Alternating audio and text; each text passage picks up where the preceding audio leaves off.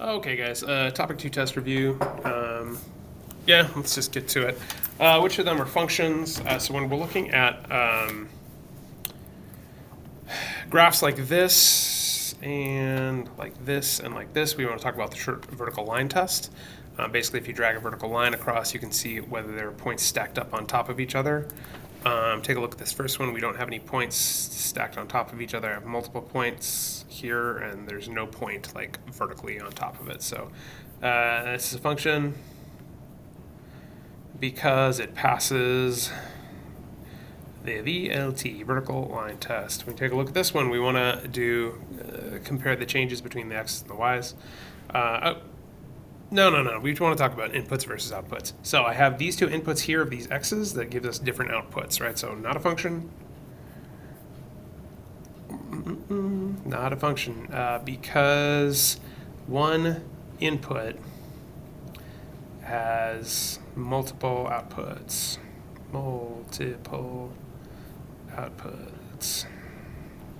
We take a look at C right here. We can see that none of these, I can kind of draw a vertical line between each point, and none of them have 2 points on that line, right? So this is a function because it passes the VLT. Passes the VLT. We take a look at our inputs right here. I have -1, 0, 1, and 5. None of those inputs repeat, which means that each input matches, if it will focus here, come on. Each input matches to one output. So it's a function, each input has one output. Sorry if I have terrible handwriting. I'm doing this pretty quickly. When we get to E, we can see that these two points are stacked vertically on here, so it's not a function because it fails the vertical line test. Fails VLT. And then similarly right here, we can see that we have, I mean, just not here, but like literally all over the place, we have points that are stacked vertically on top of each other, so it fails the vertical line test. Not a function. Fails VLT. Okay. Here are two different functions. You have function A and function B. One is linear, the other is nonlinear. So when you have a table like this and you don't have a graph, what you're going to do is figure out the rate of change in between each value for x and each value for y. So when I take a look at function A, I can see that these are each going up by 1. So it is constant for the x values, but for it to be a linear function, the y's have to be increasing or decreasing by the same amount as well. What is going on with the focusing on this thing? Okay, now when I look here, I see, well, +3 here, and then +5, +7, +9. So not constant right there. So this is nonlinear. Okay, if I were to graph it, it would be not a line. And when I look at this, these are going up by 2s, and these are going up by 5s each. The x values are going up by the same number. The y values are going up by the same number. So this one is linear. So if I do my first bullet point, I basically identified the linear function. It's function B and explain why it is linear. I'd say function B is linear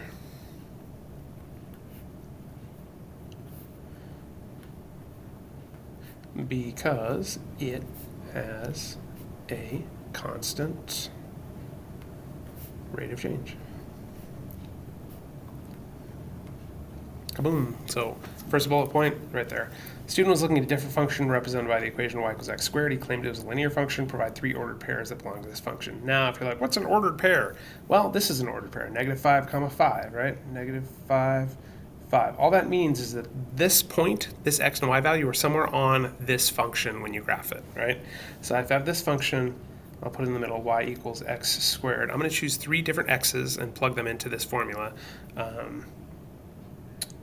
Yeah, that's it, right? So I'm going to choose an x value of 3, an x value of 4, and an x value of 5, okay? So when I plug it in, this becomes y equals 3 squared, y equals 4 squared, and y equals 5 squared. So it gives us a y value of 9, 16, and then 25. So I have an x value here, I have a y value here, so the three ordered pairs would be 3, 9, 4, 16, and then 5, 25. Okay, so if you were to visualize what this looks like, let me get a Desmos up here.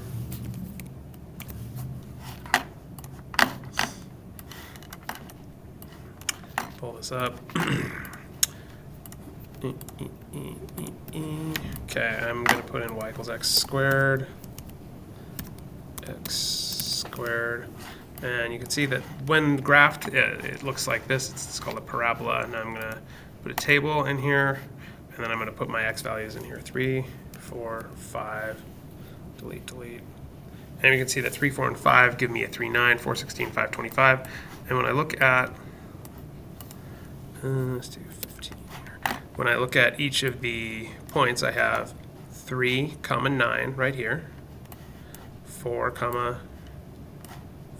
16, and then 5, 25. So these are the ordered pairs for that right there. Okay, so that's kind of what it looks like graphed. But you can see, right, that it's, where's my window here? Missed it. So you can see that it is not a linear function because it's got this parabolic curve on it, right? So that kind of leads us into the next one right here. Use your ordered pairs to prove why this student's claim is incorrect. Well, if I take these three right here, I'm just going to put them into a table. I'm going to have my x, my y here. I've got 3, 9, 4, 16, and I got 5, 25, right? So these are going up by 1, this is going up by 5, no, this is going up by 7, and then by 9. So constant rate of change, or constant number for my x, but different number for my y. So the reason the student is incorrect, because again, he said that he claimed it was a linear function, so that's what we're proving wrong, right? So we'd say he is incorrect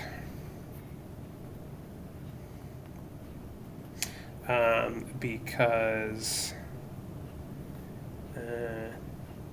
the ordered pairs I chose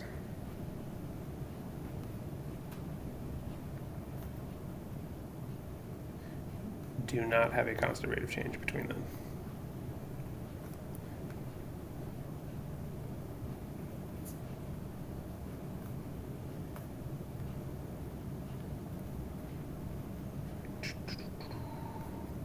All right, you'll notice I got one, let me zoom it out here.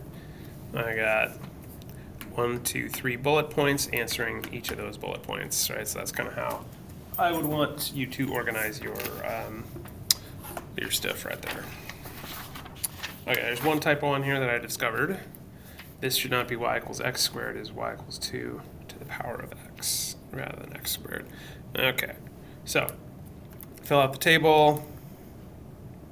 Okay, and now we've got 2 to the power of x is going to be 2 to the power of 4, 2 to the power of 3, 2 to the power of 2, 2 to the power of 1, 2 to the power of 0, and then 2 to the power of -1. Now this one's going to be 2 times 2 times 2 times 2, which is going to be 16. Okay, this is 2 times 2 times 2 is 8. 2 times 2 is 4. 2 equals 2.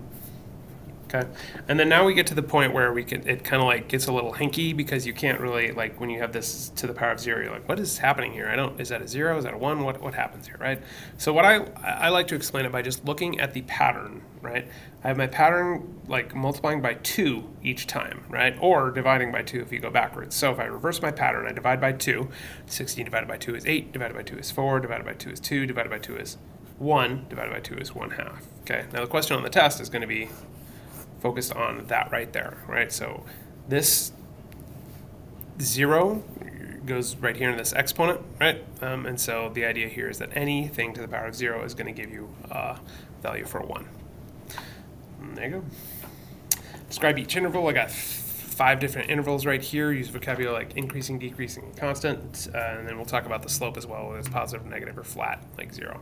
And increasing matches to positive, decreasing matches to negative, constant matches to 0. So I'm just gonna organize like so. Intervals, that's a weird looking L, sorry.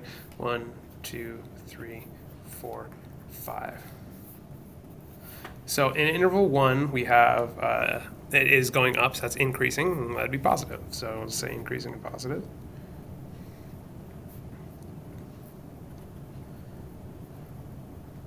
And then same with 2 and 3, right? It's steeper, right? So it's basically at a greater rate of change here, but they're all both increasing and positive. Now 4, it's decreasing, increasing and positive as well for 3. This is decreasing and negative when we talk about the slope, okay? And then same here, it's steeper right there, so it's basically decreasing at a faster rate. But there you go. Pretty simple, hopefully. Number 5, describe each interval. What is the slope of each interval? We talked about this today in class. Think rise over run. How does the slope of each interval compare? Well, I've got a slope right here of 1 over 1. So for interval 1, okay, the slope is 1 over 1 or 1. Okay, for interval 2, it's 2 over 1. 4 over 1 for 3. Let's see. 1, 2, 3, 4, 5, 6, 7, 8 over 1 for 4. Okay, so interval 1, and then I2, the slope is 2 over 1. Or 2. Interval 3, it's going to be 4 over 1 or 4. And then in interval 4, it's going to be 8 over 1 or just 8. Okay. So how does the slope of each compare? Well, the slope is doubling each time, right? 1 times 2 is 2, 2 times 2 is 4, 4 times 2 is 8, right? So yeah, that's how the slope of each one would compare. Does the chance of injury increase more or less quickly as driving speed increases, right? Because that's what we're comparing here, yeah? So as you go here, you can see that the slope is getting like steeper and steeper and steeper. So yes, the chance of injury increases. Chance of injury increases more and more as speed increases.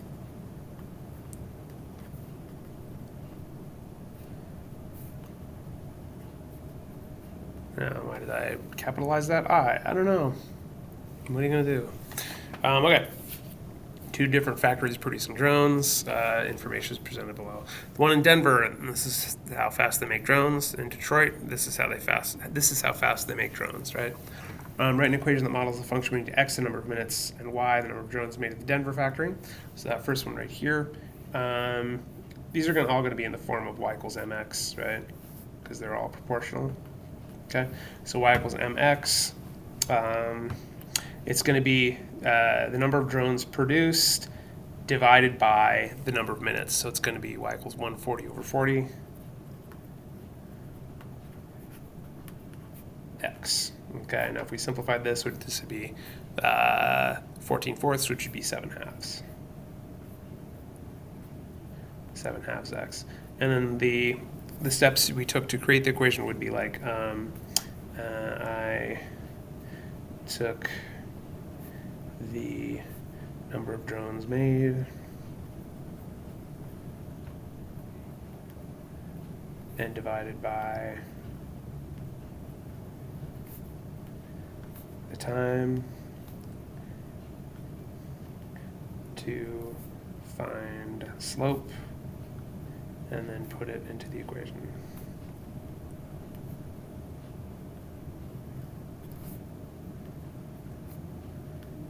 Right, because slope is m, so that's where it fits in here, right?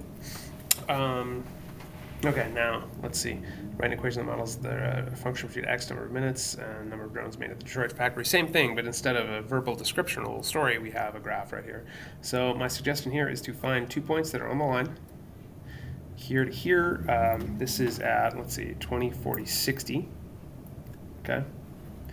Goes up to 120, so that's a rise of 60 versus, let's see, 20 to 40, right?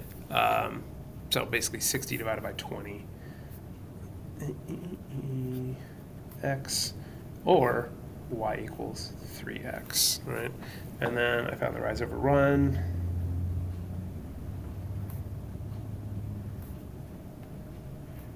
Run to get the slope. and then put it in the equation.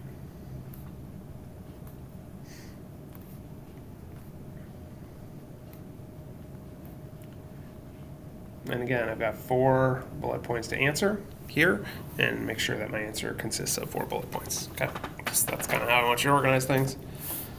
There you go. All right, getting a little thirsty here.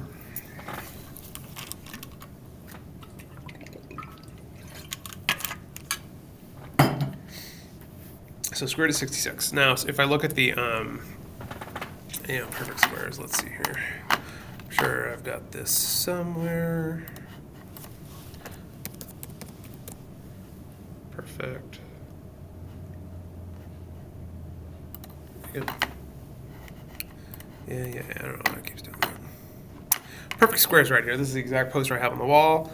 I'm going to find square root of 66 on here. Oh, look, it's not on here anywhere. But I can see that square root of 66 is in between 64 and 81. If I kind of like match a number line on here. So it's in between, let's see, I'm not going to put it on a number line, 64 and 81, right? Square root of 64 is 6. Square root of 81 is, not bad, 8 versus 9, right? So since 66 is in between these two, right? Where would 66 be on the number line? It's going to be between 8 and 9 right here. It's going to be about right there. And that's really all it's asking. It's basically putting it on the number line. Okay. Laser tag place costs $4 an hour. It has an entry fee of 5, which graph models relationship between time and cost in dollars. Well, if I look at this, they both start at 5. Right, so that doesn't really help us right there. Okay. Costs $4 an hour. I've got kind of like got to work backwards here, but I can go up 4 and over 1. So $4 per 1 hour. Whereas if I look at this one, I go up $1 versus 4 hours. So this one is $4 per hour, and this one is $1 per 4 hours, right? And so this is the one that matches the situation right here, $4 an hour. Okay, number 9, when y is a value of 13, for the function y equals x squared, what are the two values for x? Well, if I put this in here, this 13 equals x squared. I square root on both sides. I get x equals 13, but I also get x equals a negative square root of 13, because if I take a look at this, I can say square root of 13 times square root of 13 gives me 13 because the square roots cancel out, and the negative times a negative would give me a positive as well. Done. Draw a qualitative graph that describes the following scenario. Gilbert walks towards home from school. So this is distance from home. So he's not at home, he's at school. So he walks towards home from school. He stops to pet a dog. He remembers that he forgot his backpack, so he goes back to school. He goes back to school to get it. He continues walking home. Then he decides to run, so we put that steeper to represent that speed. Then he gets tired, sits down for a while. He then begins walking back home. There you go. Walks towards home from school, stops to pet a dog, goes back to get his backpack, he goes back to school, he continues walking home, runs home, gets tired to sit, and then walks home. Ba-da.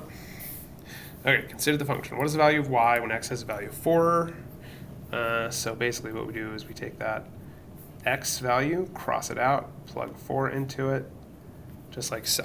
Okay. Half of 4 is 2, and it's negative, so this becomes y equals negative 2 plus 1. Which is 1. Negative 1. My bad. Yeah. Cool.